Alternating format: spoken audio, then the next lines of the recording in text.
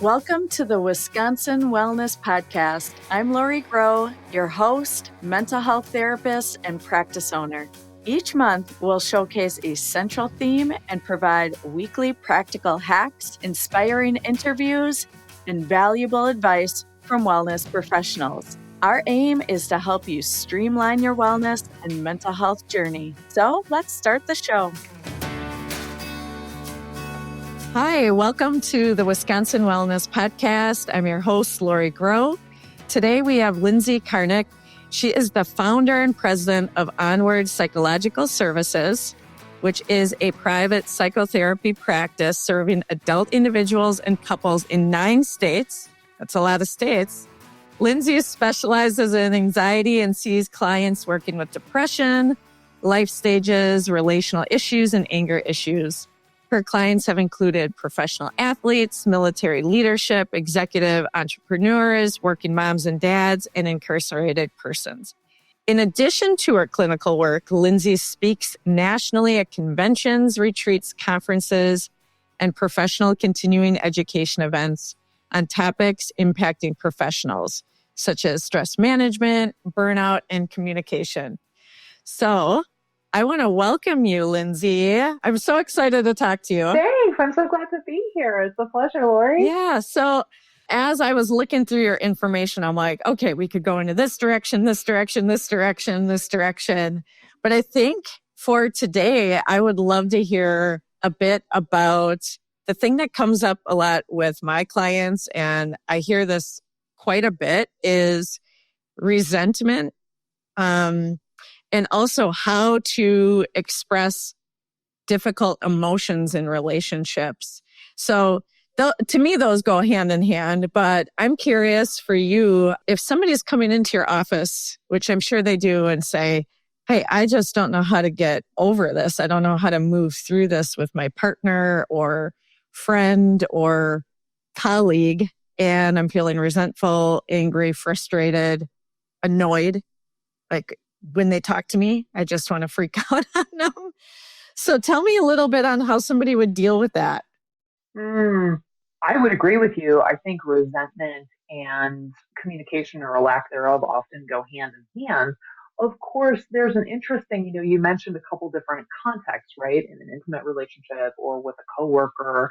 And our expectations of those relationships, of course, need to be vastly different by default, by necessity. You cannot expect, or you would be remiss to expect the same sort of open, honest dialogue between you and your boss. I don't care how enlightened the world is, as you would between you and your partner. That's just not that relationship. And resentment, in my experience, is something that builds when people are harboring a sense that they have a need that isn't getting met and the other person could be meeting the need, but isn't. It's an interesting thing to consider what you said about these sort of different types of relationships, because one thing that will keep people resentful is wanting things from relationships that can't possibly produce those things. Your relationship with your boss is not supposed to be like your relationship with your intimate partner or your sister. Right. And wanting certain things out of that relationship, wanting that person to behave in certain ways or validate you in certain ways or all kinds of things is like saying, I want to get Pinot Grigio out of squeezing this pineapple. You're going to be a frustrated human being. Pinot Grigio does not come out of pineapples under any conditions, right? It doesn't matter if you're the greatest winemaker in the world. You're not making Pinot Grigio out of a pineapple. So there's some interesting territory here about getting really clear with oneself, firstly, about who it is you're dealing with and what the relationship is, and what an appropriate set of expectations for the nature of that relationship is. Sometimes resentment festers in what I would call these sort of second-tier relationships, the relationships out there, not your intimate relationships, not your family members, because people expect or want or think they need some kind of closure from a person who is incapable of giving it to them. Yeah. And I don't mean personally incapable. I mean by nature of the relationship. Your boss's job is not to make you feel good about some decision they made that you don't agree with. Right. That's trying to get Pinot Grigio out of pineapple right there. Right. And if you fester on that and sort of develop this resentment about how you perceive they've treated you. You're waiting for them to apologize or acknowledge or something. You're going to be waiting a really long time, probably till the end of days. Yeah. So does that mean you're going to spend the rest of your days being resentful because that person's no longer there to provide you with this closure that you think you need from them? I certainly hope not. And so learning to address our own resentments and move on without the other person participating is a really kind of powerful act and a really wonderful, empowering skill to have. Because otherwise, you're in a hostage situation all the time. You're being held hostage to, will this person whose day I'm 1% or last 1% going to come around and provide me with this thing that I think I need? And the answer is still no, right? Or do you want to move on? Right. And that's up to you. Right. So that's the world I would say of external relationships. On those first tier relationships, your intimate partners, your family members, now we're into a different territory because you have different, hopefully, expectations of those relationships. Although we certainly learn what the members of our families are capable of, right? And hopefully adjust our expectations accordingly, because a lot of times they can't necessarily produce what it is we think we need from them. Having said that, being able to communicate to people not that you are resentful, but the need that you have that's not getting met that creates the resentment, and helping them understand how they can help you meet that need. Great saying floating around up there that at the end of the day, the goal is to set your partner up for success with you, because only you know what's successful with you.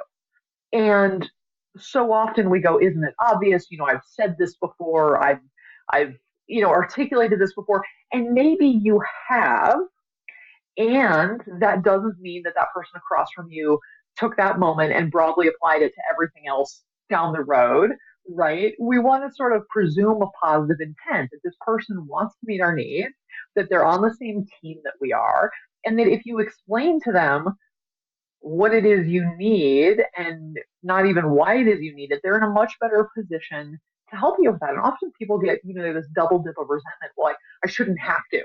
I shouldn't have to say that. I shouldn't, after all this time, I shouldn't have to say what I need. I shouldn't have to explain. Why not? Right. I hear that all the time. It's a common thread of they should know already. How don't they know? If I'm seeing a couple and that person is saying, I still don't really know, or I think I'm doing it and I'm not, I'm missing the mark. And that person that tends to be in that resentful camp is really depleted energy wise and will often say things like, I'm just so tired. And it is exhausting to have the sense that you're articulating something over and over again. And what I see the most often, I don't know about you, but often when people have given someone else feedback about their needs, it is under conditions of duress. And nobody remembers anything under conditions of duress. The funny thing is the person who's resentful thinks that was so emotionally heightened. How can you not remember that? And the other person's truth is usually, it's because it was so emotionally heightened that I can't remember that. Right. That was battle conditioned. And so you said, I need this. And I was like, okay. And I produced. And then it was just like white noise around that experience, right, because it was such a trauma to both of us. Of course, I don't remember or broadly construe that to the rest of our lives. Yeah. Right.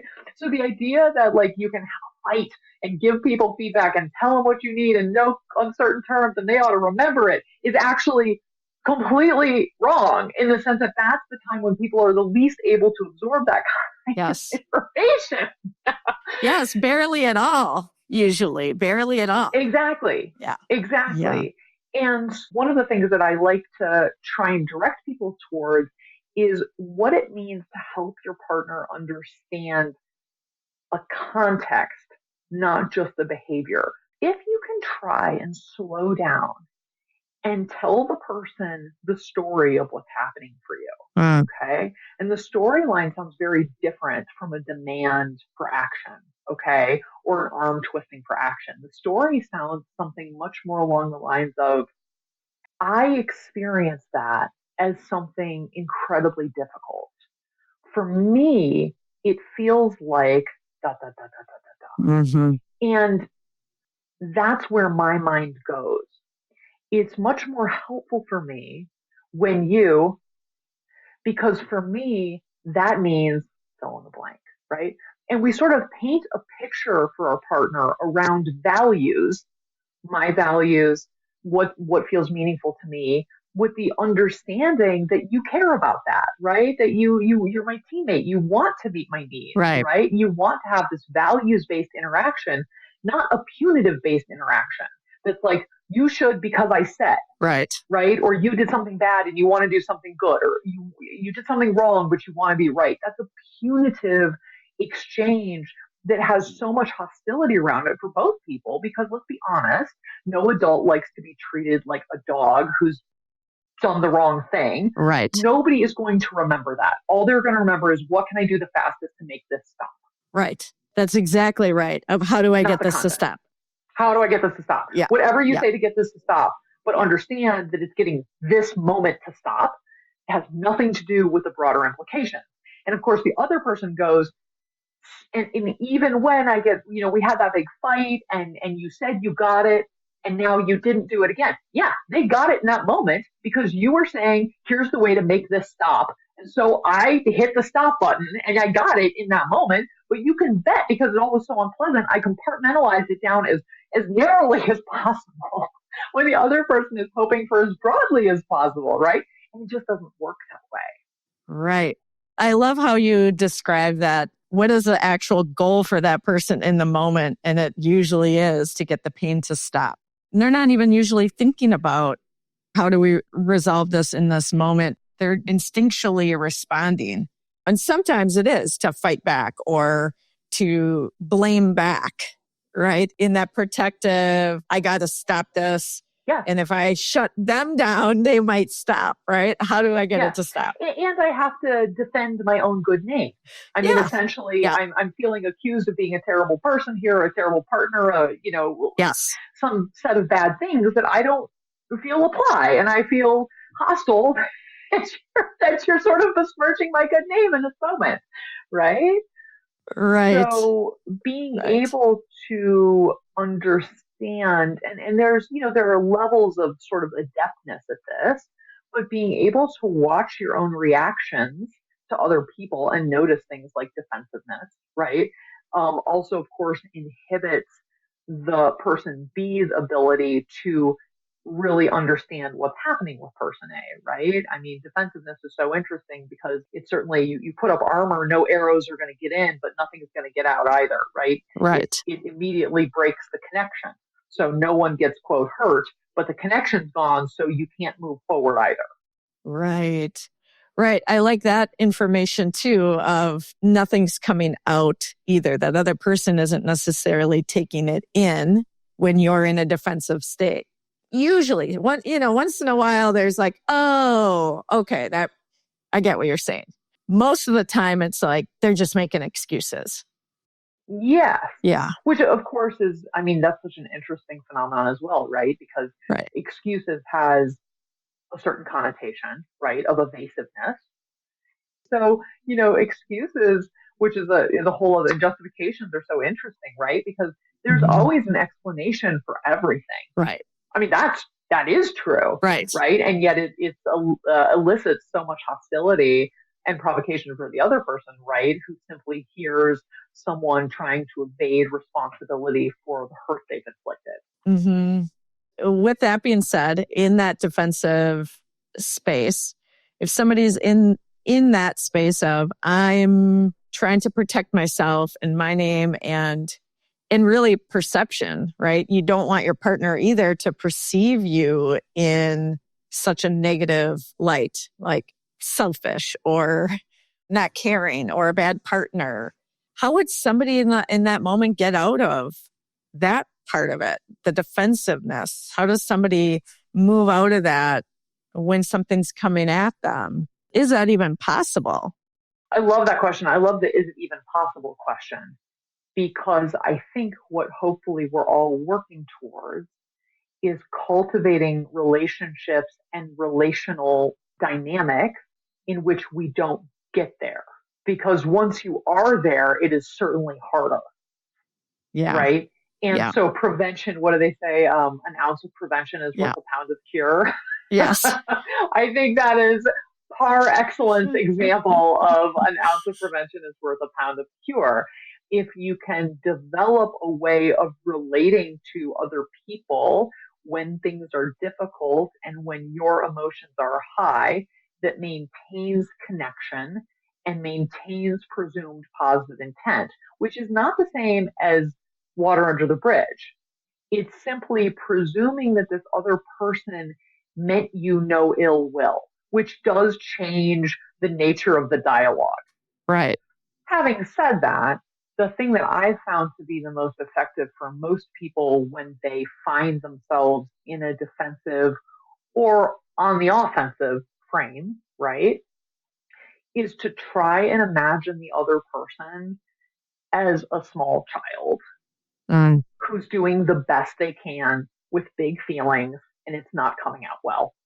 Because that's what happens with small children, right? right. They all of a sudden go to this place where it's just all reactive emotion, right?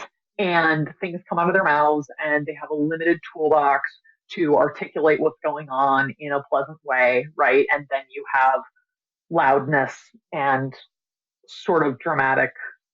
I don't mean dramatic in the contemporary sense of the word. I mean literally big, uh, dramatic responses to things because they're trying to get their point across and they feel like you're not getting it. And so they're going to escalate the delivery to make you get it because they're out of ideas about that. And that's Yeah. usually what happens, right? When people feel like they're not being heard, they escalate because they're frustrated that their other Yeah. tools to communicate to you what they're trying to communicate to you don't seem to be working for them. And then they go off on this other vector of what I would call affect, right? Your voice, your face, your body language, all those things. Yeah. I think putting that into perspective is really important that somebody will get louder, they'll get bigger, they'll exaggerate, they'll try to figure out a way for you to really gather and understand and take in that intensity of their pain or Yes, frustration. I want you to understand. Yes. I have to make you understand how bad it is for me right now. And Yes. I don't seem to be doing that by not escalating. So I'm going to escalate. Help is just a click away with Shoreside Therapy's free 15-minute consultation. At Shoreside Therapies, they offer personalized therapy services that combine evidence-based techniques with genuine care and understanding.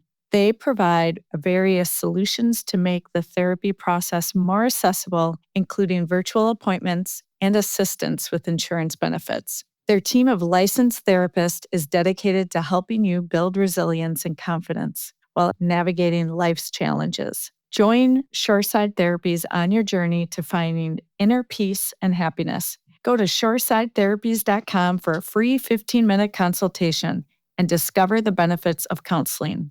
At Shoreside Therapies, again, shoresidetherapies.com, and schedule your free consultation right online.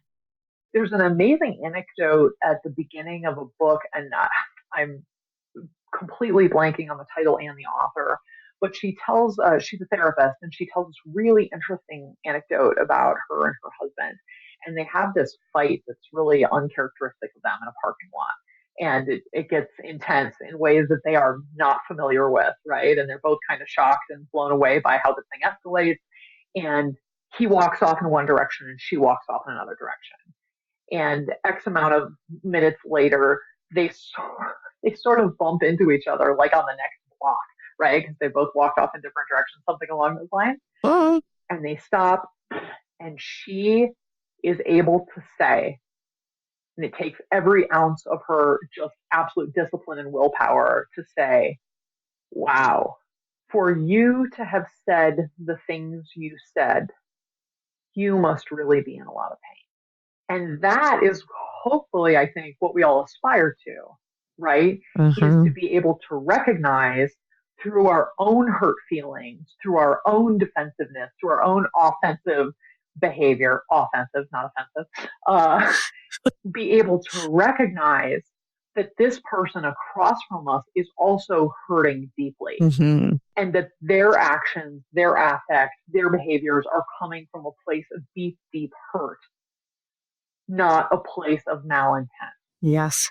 And that's some black belt level stuff right there, right? To be able to empathize with the other person when you're hurting, right? So empathizing with what the other person is going through while you're in the hurt place is incredibly powerful. Yeah. Because when we start to do that, everybody immediately exhales.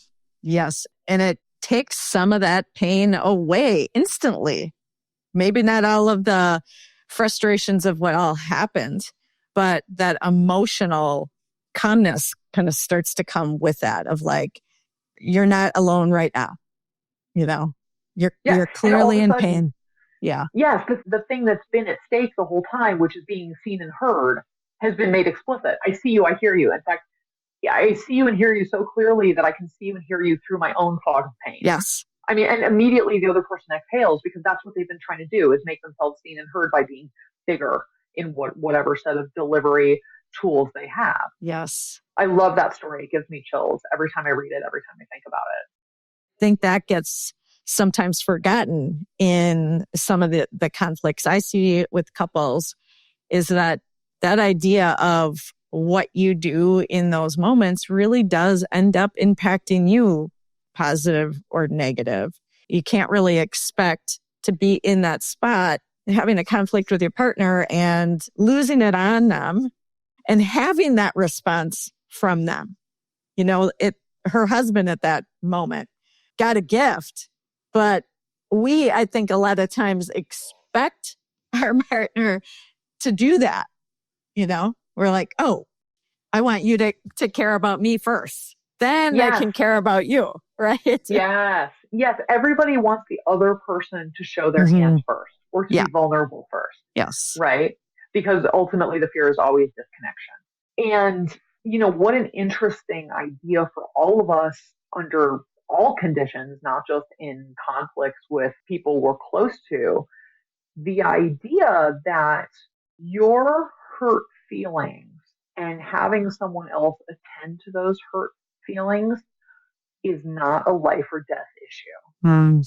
And that being the vulnerable one is not a life or death issue. And we get so protective, right? Right. Of our sort of ego strength and our ego's sense of being in the right, that we're afraid to lay down our swords. Right. We're afraid to look foolish. We're afraid to look like we're giving in. I always thought it's interesting that we seem as adults to very often conflate peacefulness with agreement, or peacefulness with co-signing, right, or peacefulness with giving in or giving up. Right, right. Right? Or that it's connected with, if I lay down my sword, then I'm giving permission for that other person to treat me however that they want to treat me. Yes. Yeah. I'm giving up. I'm giving in. Yes. Yep. And I think that conflation of keeping your sword poised with being resolute is completely toxic. I like to say to people, and I've seen this at work, that listening to someone, hearing someone out, giving them airtime, no matter what they're saying, is not the same as agreeing with them. Right. Listening is not agreeing. That's not silent consent. It's just listening. Right. That's it. That's all you've co-signed on, is that you're hearing, that you're listening, that you're curious. You are not, by not cutting that person off or not shutting them down, you're not saying you agree with them. And so it really costs people nothing, and they have everything to gain by laying down the sword. Yes. Yeah. You can always come back to your hurt feelings. There's no statute of limitations on that. Right. Right? Right. Can always circle back. We can always circle back. Yeah. But as long as we stay in a combative frame, nothing's going anywhere. Right. Or anywhere good.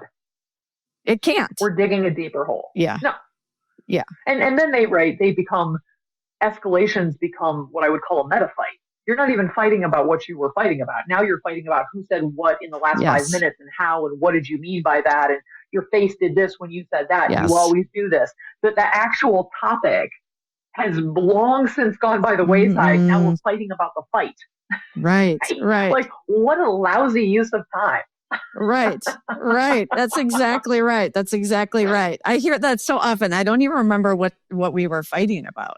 And something I come back to often is that I think we would all benefit tremendously from spending time by ourselves, with ourselves, and getting clearer about how to meet our own needs so that when the other person is maxed out, because they're maxed out, we're not also saying, and meet my needs too. Right. Like, how can I soothe my own hurt feelings so that when you are at max capacity, I'm not also putting that on you? 100%. And the more clarity and the more energy you put towards what you actually want and how to get what you want for yourself, it helps both people, because that comes up too for couples. I don't even know what I want, right? I just know I don't want this happening right now. Yeah. The thing that I say to people often about fighting is that they don't need therapy to stop fighting. That's not what all they need to stop fighting is to decide that they don't want to do that. That has nothing to do with letting go of the issue or resigning your position or saying, I don't care about that. Right. Fighting is an engagement style. Right. And in the same way that I can make the decision to talk in this voice that I'm talking to you in right now versus a different voice with a different facial expression, people can stop doing fighting behaviors immediately simply by saying, I don't want to live like this. I don't want to spend my time in interactions like this, so I'm not going to do this. And the sticky point that most people get trapped in is, well, I wouldn't if they would. Right. I don't like being like this either, but because the other person does XYZQRP that makes me feel LMNOP, so I act like this. That's nonsense. Right. I think other people's behavior dictates how you act. That's absolute nonsense. Right. Adult life is built around having a feeling and not acting on it. Otherwise, we'd all be in jail. Right. So anybody 100%. Anybody who's managed to stay out of jail can also make the decision to not engage in fighting behaviors. And again, I just want to emphasize that's not the same as saying you're not going to raise concerns or want to talk about issues or, have disagreements. I'm saying that fighting is a choice of affect. It's how you talk to someone else. It's how you make eye contact with someone else or don't. It's how your body language is. It's how you respond to them. It's the type of responses. And anyone can stop doing that immediately. You don't need therapy for that. All you got to do is decide that you're done with that you don't want to live like that. And it has nothing to do with whether you're justified, because it's never justified. Right. I love that. I love that distinction and really zeroing in on the behaviors. Those are the things you really can do something about, right? We'll say exactly what you just said, which is, I did this because they did that. If only they would stop, whatever it is, then I would be able to stop. That means you're a hostage to everybody else's behavior. Yeah. You can only act right when everybody else is acting right. Well, that can't be true. Right. You're not in jail. Right. Exactly. Right. Yep. And I have 4 kids, and I couldn't live like that if I was only acting right when all of them were acting right, because one of them's going to go off and do something or say something. Someone is always going off like that. I think there's no time at which all 4 are in line, right? Somebody is always going off. Yeah. Right. And your values are, I don't want my kids to learn to be reactive. I don't want to model that for them. I'm trying to model certain things for them. And also, I don't want to live like that. And quite frankly, that, I think you and I are both painfully aware that is the mentality of people who are abusive. I wouldn't this if you didn't that. Yeah. I wouldn't hit you if you didn't make me so mad. Right. And so it's a very short continuum to I wouldn't jump down your throat if you wouldn't Your behavior justifies my behavior. It's a dangerous line of logic. It is. And that's how things escalate, right? We can justify it if we want, but that's not necessarily going to get, well, it's not going to get anything to be different. It's not definitely not going to get your needs met, right? Right. And I think it's interesting because certainly I'm empathetic. I mean, I've worked with a number of people who say, yeah, I don't want to escalate. I hate escalating. It feels terrible to me, but nothing else works. And then you say, yeah, but does this work? And the answer is still no. This doesn't work either. Right. I mean, if nothing's working, that's legitimate. Let's talk about that. But understand that escalation as the last line of defense doesn't work either. Yeah. It just doesn't work in a different way. Right. And certainly many people are put off by the idea of not escalating because that strikes them as being inauthentic. Yeah. I'm authentically mad, and now you're asking me to stuff my feelings, or you're asking me to pretend I don't feel how I'm feeling. And I just want to articulate that that's not at all what we're talking about. Stuffing your feelings has nothing to do with being mean. Acting on anger, acting out of anger, doesn't have anything to do with authenticity. The conflation there that's erroneous is that acting out on your feelings is being authentic, and not acting out your feelings is not being authentic. Your feelings, authentically having your feelings is to authentically feel them. Right. That's between you and you, not between you and the other person. Or I like to call it the key difference between acting out versus articulating. Yes. Yes. Okay. And when we clearly articulate our feelings to the other person, you can do that without acting them out on the other person. And that certainly isn't stuffing. You know, I can say to you, Lori, I really care about you and you're important to me. And I am so deeply hurt right now by what you said yesterday on the phone. And I feel embarrassed. I feel confused. I feel like maybe I don't understand our relationship, and it's really throwing me for a loop. And I'm really rattled, and I don't like this feeling at all. And I don't know what's going to happen next. That's all articulating your feelings. Or I can fly off the handle at you, and everybody can imagine the version of that, right? Which we will not demonstrate. Yeah. So, but the first version, which I just showed you, articulating, that's being authentic. It's being 100% authentic, right? But it's articulating things authentically, not acting them out on the other person.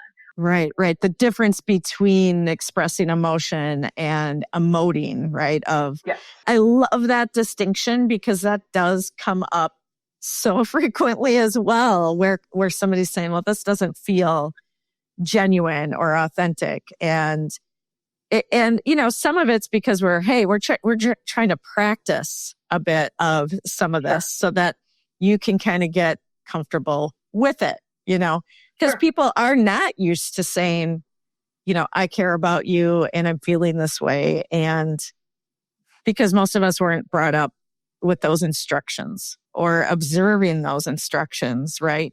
But it is the same thing with any change we're making, that it's going to feel uncomfortable. And that, again, is a distinction between uncomfortable is different than inauthentic, because you are still expressing what's going on. Yeah. And turns out the other person can hear you so much better. As it happens. 100%. Yes. So, Lindsey, I could talk to you probably for 6 more hours today. Amen. Truly. This was really wonderful, and you gave such great tips. Is there any takeaways that you want to share with the audience? Maybe share how people can reach you if they need to? The one thing that I would encourage people to do, no matter who you are or what's going on in your life, is to imagine the most challenging relationship you have, and then imagine what it would be like if you assumed that other person always had good intent. And imagine how you would show up differently. It's not that they did everything different. Imagine how you would show up differently if you went into every interaction with them assuming positive intent. And positive intent, to be clear, isn't necessarily about they've got your best interest in mind. But assuming that they didn't wake up thinking, how can I ruin your day? Right. They woke up thinking, how can I get my needs met today? Which is the same thing everybody else does, including you. You wake up and think, how can I get my needs met today, right? Yeah. And if we can go into these interactions, especially the challenging ones, right? Whether that's in your immediate circle or a next tier out, if we can go into those challenging relationships with a sense of empathy, generalized empathy, and empathy given freely without any inclination about what that person's actually going through, just assumed empathy, which is presumed positive intent, you will show up differently in your hardest relationships and you will love the difference because you will feel differently. Right. And that's all that matters. Right. It doesn't matter if they change or don't change. What matters is that you're having a different experience. And how remarkable when we find ourselves in situations where we can unilaterally have a different experience and you don't need anybody else's buy-in or participation. You are 100% in the driver's seat of your experience. That's what I would encourage people to take a swing at. Right. Right. And how empowering is that, right? If anyone is listening right now and actually taking that in and doing that as you're talking about it, you probably feel that shift just physically. Oh, 100%. Yeah. 100%. I don't know anybody who has the bandwidth or extra margins of energy to spend internal resources on angsting about what other people are doing and why they're doing it and being resentful about it. I sure know I don't. Right. And I know that when I get a little stuck in those places, I resent that expenditure of energy that I don't want to spend there, right? I want to spend that energy on people I do care about and people I love and the things in my life that are important to me, not on sort of policing other people's internal plans. Right. Do not have the bandwidth. And if I did, I wouldn't want to spend it on that either. I still wouldn't want to spend it there. Right. Other things to do, other things to enjoy. If I have bandwidth to spare, that is still not where I want to spend my energy. Yeah. Go for a run instead. Yes, exactly. People can always find me online. Every Wednesday, I publish a practical, tactical coping skill video on Instagram. They're really fun. There's one about a pineapple and Pinot Grigio, as a matter of fact. Because that holds true in so many places. So you can certainly find me on Instagram or on the web at Onward Psych Services, or you can Google Lindsey Karnick. I don't think there's too many of us walking around.